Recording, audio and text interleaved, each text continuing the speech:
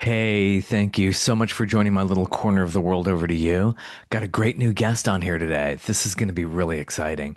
She is from Black Satellite. Let's get her right now. Her name is Larissa Vale. Thank you so much for joining me today. Yeah, sorry for being late. I appreciate your patience. Oh, that's fine. Yeah, it was funny because I have two Zoom accounts and I was in the other one. I was like, wait a minute, I'm the host. How am I joining my own thing here? So and Zoom constantly changes their formats and like they keep moving things around. It's just really bizarre. So Yeah, thanks sorry, for I'm that. getting my tour bus inspected because we're leaving in like 10 days. So I was on the phone with the dealership and I was like, oh shit, I gotta get on the Zoom. So I pretty much just wrapped it up and like ran over here. So I'm sorry about that.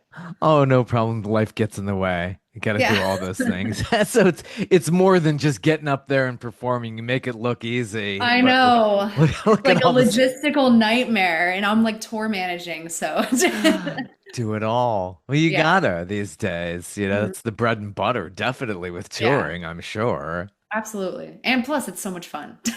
Yeah, I'm sure. So this tour, I mean, in support of this wonderful new release you've got out, where are you starting and where are you going to throughout all this? So we're starting in Hampton Beach, New Hampshire. The first show is on the 10th, and then the last show is on the 1st. I believe it's in Cleveland, Ohio, or Columbus.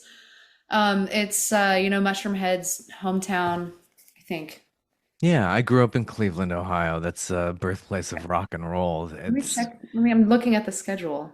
got everything there. Cleveland, like Yeah, it I ends in remember, Cleveland at uh, Agora Theater. Agora. Yeah. The old Agora. Bruce Springsteen played there back in the day. I have an older sister who used to see him there And back at our the old. Halloween show, it's in Columbus. That's going to be really fun. Oh, you're gonna love that. I Yeah. bet. Yeah, that's really cool. It's my Nice. third year in a row playing a show on Halloween. Yeah, it's perfect for your whole Yeah. theme and everything and how you do it all. It's just really cool. And So, this is the first year in 4 years where I get to spend Thanksgiving at home. yeah. Oh my God. Yeah, Last yeah. year, I was in France for Thanksgiving, and no one even celebrates it there. And so all the Americans, we're just like, at catering, trying to make it feel like Thanksgiving. Like, That's got to feel really weird, though. I guess you don't think about other countries like they don't even go near this, and they're like, "What I are know. you doing?" It's got to be really strange. Yeah. Wow, you've had quite a career so far. How did you get in with this band? How did that all start? So Black Satellite is my baby. As soon as I graduated college, moved to New York City because I was like, I want to really give this a shot. I always live my life. I want to have Someone was detected at your front door. sorry, my Amazon. The old Ring camera, Yeah, I Amazon. know. It always does that at the worst time. But anyway, I moved to New York City and I knew I really wanted to give this a shot. I wanted to make sure I had no regrets in life. So I've always kind of lived that way. I mean, I want to look back and know that I really gave this the best shot and then I can just live with myself no matter what. So Yeah, that's it. You only go around this thing once, and you don't want to get to a point where it's like shoulda, coulda, woulda. Oh, finally did that. Only went to New yeah. York, and you did it. You pay your dues. Obviously, going to New York, what was that like? I mean, you get a closet for what, 3,000 a month? Yeah, exactly. That's really what it is. It's just so unaffordable. And the kids want to go there. I had a daughter. My daughter was in that New York area for a while and now is in the Midwest because of a job Yeah. her boyfriend has. But, did 3 years over there and 3 years in Boston and just really wanted to be there. But like then you learn the hard way. You get all your lessons very young when you're trying to afford things. Oh my God. I mean, tell me about it. The first year I moved to New York, I had two jobs and worked 6 days a week. Oh, you really worked it. Good for Yeah. you. You're paying those more than paying dues. It's beyond that. It's a sacrifice for Yeah, it was sure. survival. Yeah, it really is. And what you live on, living on the ramen noodles and just trying to Oh get my God, through it I was all. living off the free food at the Japanese restaurant I worked at. I didn't even eat anything else. And they would sell these little bento boxes, and whatever wasn't sold that day, the employees got to take home. And so we'd fight over the sushi ones or whatever. And sometimes I'd get stuck with like tonkatsu or whatever, or like salmon. And I just lived off of that. Oh because my I gosh. worked double shifts, so I'd have 17 hours a day at the restaurant, and in between shifts, they let people just sleep in the booths, like, um, I guess it's like Japanese style. This is your sophomore release now. Aftermath is your new album that's out Yeah, there. yeah. Excellent. Now, what's it like, recording your albums? How does that all come together for you? So, we just kind of hop in the studio with our producer, just start writing stuff, bring ideas to the table, and for me, vocally, all of the stuff really comes together. I hear the music, it'll kind of elicit a feeling in me, and then it'll start connecting to different memories, and then I'll know like pretty instantly what kind of experience that I want to write about. I like to write about personal experiences. And then I'll just start improvising vocals, and it's just a bunch of scat singing and sounds, and just sounds kind of goofy. But occasionally I'll have like words or sentences kind of pop out at me, and I'm like, okay, that's really interesting. And so it's like kind of playing connect the dots.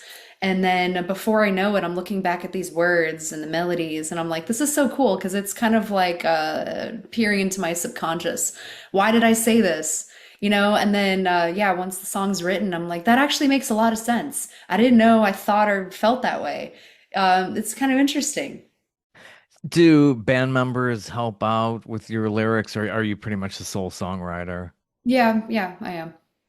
Yeah, it's just the way that pieces together, the way you get your melodies. Does your producer helps out with like trying to figure out a hook? We're really good at working with each other and bouncing ideas, and I'm just really lucky in that way because it's like we know he kind of knows exactly what I'm going for. I don't even have to explain, like sonically this or whatever. Like he already kind of knows my wheelhouse and the things that I like.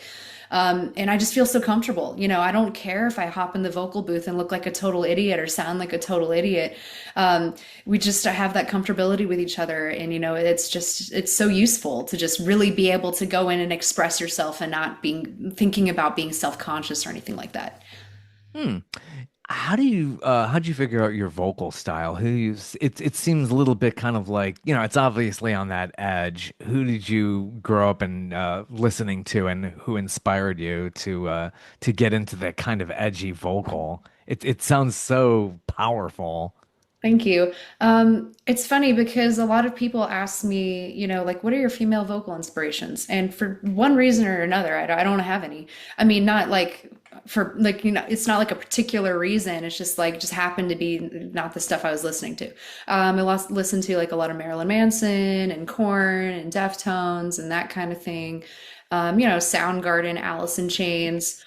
And it wasn't like a conscious decision of I want to sing like this. I want to sound like that. I want to sound like this person. It's just, you just get influenced by stuff, and then I just try to be vulnerable and authentic and just go in there and do my thing, and that's just kind of how it came out.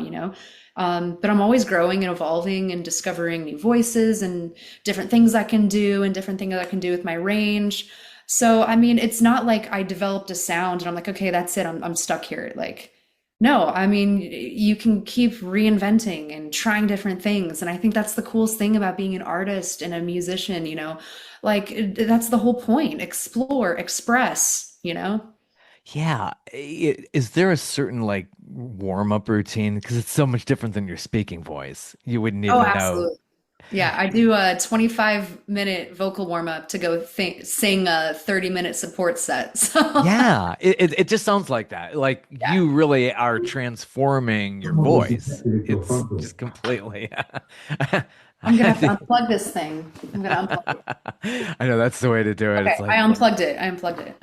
Okay. that happens. So yeah, and putting together this album, how long does a project like this take to do something like Aftermath? Roughly 2, 3 months. Yeah, Yeah, yeah. it depends, but yeah. All done live in takes, doing overdubs. How does the producer work with that and the All of mixer? those, it depends on the song, depends on the situation, you know what I mean? But yeah, all of those. Yeah, yeah, I'm sure. Recording studio in New York that you go to? So actually, we recorded the bulk of Aftermath in a house that we had transformed into a studio. So we had our engineer living with us for like 3 months, and we were writing and tracking the record. And then the three singles I did with Kane Churko out of the Hideout Studios in Vegas. So I was in Vegas for 3 weeks doing those songs with him. So those are all tracked in the studio. But then, yeah, for the drums for the record, we went to Blackbird in Nashville and I had Luke Holland actually track the drums for those. Yeah, Nashville. Again, so many people rave about it. What a supportive community it is. And you know the difference with New York to Oh, Nashville. absolutely. Yeah. The support is just amazing there. Just a great music community. You could just Yeah, they're feel like, oh, that. wow, great. You're a musician. That's so cool. And in New York, they're like, oh, you're a musician. You must be starving to death. Like, So true. it is It true. I is. mean, they're not wrong. So, There's so many artists, all over the place, actors, musicians. It's just everywhere, I'm sure, and on the West Coast as well. So it's got to be just amazing. So tapping into the track listing with Aftermath, you got some really interesting, obviously incredible heavy guitar riffs and stuff like that. Getting this band together, have you been with these guys for a long time now? yeah, some of them have been with me a long time. We just went through another lineup change, so we have a new guitar player. But yeah, my bass player's been in the band like 4.5 years. My drummer's been in the band over like 2 years now. But yeah, we're a really tight-knit group. We love hanging out, and that's always a plus, having to live together on the bus. And I feel like our chemistry is like we're all best friends. Like, that translates to the stage, and it just really feels like we're going to war together. And I'm sure that can come across. I mean, we just love the shit out of each other. Yeah, that's what it takes, that chemistry, and you Yeah. could feel that up on the stage as well. So some standout tracks here. Hurt is a very interesting standout. Do you have any serious origins with a track like that? Okay, wait, I'm trying to think of the words now. I haven't listened to it for a really long time. Now, Um, when you go on stage, do you need a prompter or something to remind you of the words? Is that right no, no, now? I'm just like okay, so I'm just saying if you're asking about like like what the Yeah, concept or the theme or whatever. Okay, well, I have to think actually because now I have to go back and think yeah. of what the words Well, are. even as many compositions as you have, I mean, it's just like, what, did I do that one? It's just like, when you build up Yeah. a catalog, I'm sure. I mean, these people who have hundreds, maybe thousands of songs, I'm sure it's interesting how they, have to, dig up lyrics and something that they actually put together. I'm sure that's got to be You know, interesting. it is interesting. There's a lot of songs that I'll jam occasionally, and we don't like play that one live. We have before, but we don't play that one live. Um, so that's why I have to like go back and be like, oh my God, Yeah, a what is rarity. that song? But Yeah, I'm sure but one flows to the next, and it seems like this is, you got a lot of personal, inspirations and lyrics throughout this entire album. mhm. It feels like, you could really dig into your life and express yourself through a lot of these songs. I think it's important to, like I said, just be vulnerable, and that's kind of what adds to the relatability factor. Because I mean, I'm not unique at all. There's a million people that are going through the same things, like literally millions. And it helps people put a finger on, what exactly they're feeling. Sometimes you're like, why am I angry? Why am I sad? This or that. Or maybe is anyone else feeling the way I'm feeling? And you throw on a song and, the words can fit their own situation, the way they fit my situation, you know what I Hmm. mean? For Um, sure. and so everyone has their own interpretation, and that's like the coolest part about music is that, at the end of the day, it just becomes so much larger. Like I write these songs like alone in a bedroom, and then, they're not just my songs anymore when you put them out there. They're like everyone's songs, and they form attachments to it and memories, like they'll think back like, oh, when they hear the song that reminds me of last summer or, whatever, that kind of thing. And yeah, these are things that I never really thought about until I wrote, the couple records in, and then you talk to the fans and you meet everybody, and you're like, wow, how cool. Yeah, it's about making connections. I think people just feel like, I could relate to this. Yeah, And when you're up there on that stage, it's like you're just having a great time. You're just working on all whatever it is, happiness, sadness, anger, all of that can just like I'm sure that's very cathartic absolutely. to perform. Yeah, for And sure. then, I'm sure you feel 10 feet tall once you do a show, and then probably a lot to come down off of that once the show's over. Well, I'm literally 6 feet tall in my boots, so 10 feet tall is not much of a Not too stretch. much more. Go up to 12. It's doubling you. That's funny. But yeah, I mean, but coming down off of that and then, oh yeah, back to life again. I'm sure that's, you got this euphoric feeling once you've done a show, I'm sure. Yeah, so after tour, it's like kind of a common thing. It's like a lot of people call it like the off-tour blues because you're so used to a certain routine. You're used to being around a large group of people that hopefully you love, like I do. And then, you're not used to having any privacy, and that's, a good thing or a bad thing, whatever. But it's been your routine for months. And then you get home and you're like, wait, where is everybody? And it's so quiet because you don't hear the bus generator, or like nobody's sound checking. And you're like, God, I hear my ears ringing. There's just the absence of noise, which I've been experiencing for months. And it kind of puts you in this mind fog that like actually doesn't wear off for like 3, 4 days. Um, and I've talked about this with my band members. It's just the absence of the bus generator. Sure. Because think about it. When you're not on the bus, you're in the venue. When you're not in the venue, you're on the bus. And then you just hear that constant hum like all the time. And then you're driving, and then it's just there and it doesn't go away for months and months and months. And then your brain is like, what the hell is going on when it's finally gone? And then you don't have the excitement and the adrenaline from the shows and the fans, and your nervous system is like all screwed up, and then you're like, God, what the hell do I do with myself now, so it's an adjustment period. I think it takes like a week for me to be like, okay, I can come back and reintegrate with normal life again. Yeah. Yeah. It's gotta be. It's such an adjustment. Where does the name Black Satellite come from? I wish I had like a really cool story, but I actually just thought of it when I was 15 and I thought it sounded Stick cool. with it. Yeah, it sounds good. Good. Yeah. I'm It's glad. Yeah, it does. It's got that edgy just feel to it, no particular meaning. Some people are like always trying to find meaning in everything and pick apart your lyrics or whatever. Yeah. Any inspiration with the title Aftermath? Is that come Yeah. from anything?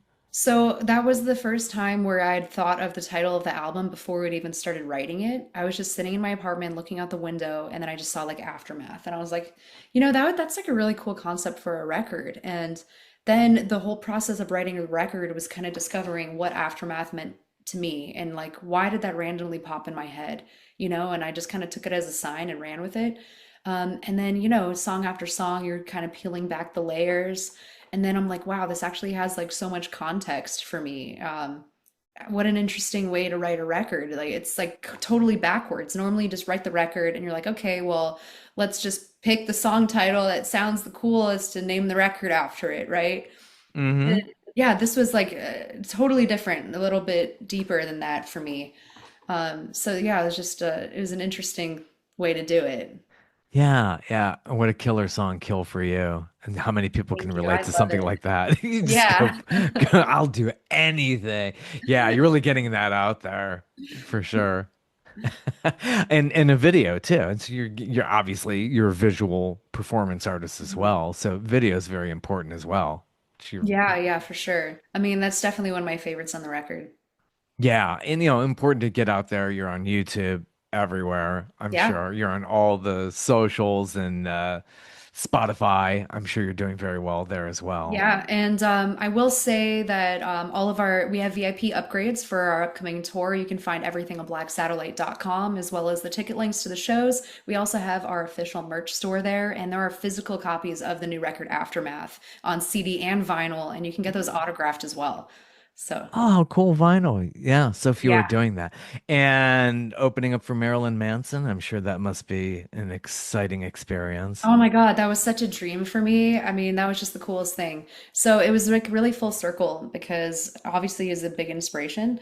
And my first tour ever was with John 5, and I thought that was really cool. And then 4 years later, after all of that hard work to like have it pay off, and I'm like, now I'm on tour with Marilyn Manson. I'm like, how cool is that? You know what I mean? Like, It was just seriously the best experience for me. And you have the connection with your producer. Is it Ben Gross who's worked with Yeah. Marilyn Manson? Yeah. Yeah. So you have that connection as well and Hmm. inspiration. And it's so cool. Yeah. Marilyn Manson. Well, yeah. Well, good for you. Yeah, and it's just going from here and you're gonna just tour like crazy. I'm sure you're packing the places like the Agora up there in Hmm. Cleveland. It's just I'm sure it's just amazing to say. Yeah, it's go time. I mean, we're starting rehearsals in a couple days and then that's it. We're off. Oh, so cool.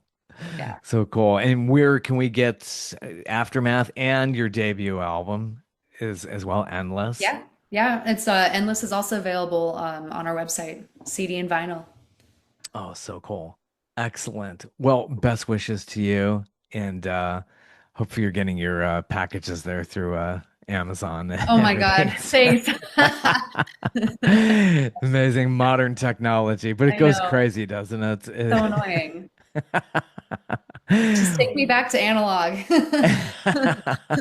Yeah, really. So Yeah. much easier. Oh gosh. Well, enjoy this tour. Definitely stay safe out there on the Thank road you. as Thank you so much. well. Yeah, great speaking with you. Thanks You for too. stopping in. Have a good one. Thanks for Take having care. me.